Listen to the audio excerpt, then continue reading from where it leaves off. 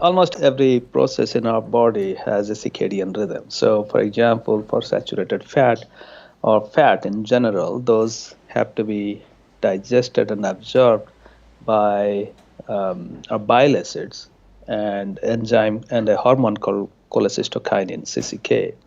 And both of these seem to have a circadian rhythm.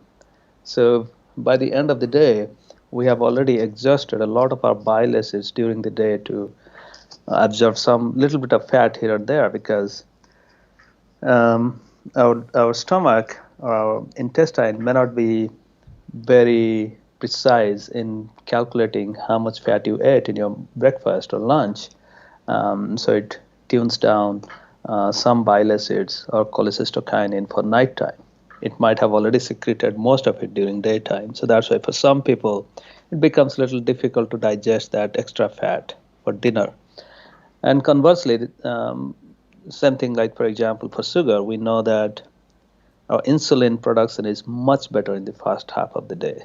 So having that sugary treat, whether it's donut in the US, is okay in the morning, but not so okay in the afternoon because our body cannot process that well. Oh, really?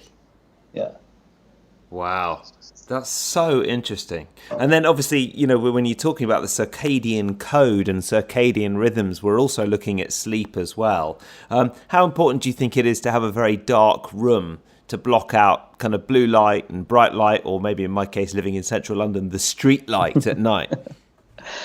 Yeah, so that's a very important issue because we have so much light pollution and so much lights coming from our electronic devices that they disrupt our sleep. And in fact, our lab, among 3 other labs, we discovered that blue light receptor, melanopsin, and we have been figuring out how it affects our sleep. And this is very important to have some blackout curtain, or at least one. Everyone should purchase a comfortable eye mask, sleeping mask they can use once in a while. And that's extremely important. So the bottom line is this, Tony. Over the last 110 years, starting from say 1910 onwards, we have doubled human longevity. We have gone from living only 40 to 45 years in Western worlds, now living up to 90 years is not uncommon. And we did this with one simple driving principle, and that was the infectious disease, how to prevent infectious disease, how to fight it. Those things were driving it. So in that way, we have saved a lot of lives. You and I included. We must have taken antibiotics at least once or more in our lifetime. So that means we already have one or more lives, as in Mario games. Yeah. But what we haven't figured out is how to double our healthy lifespan.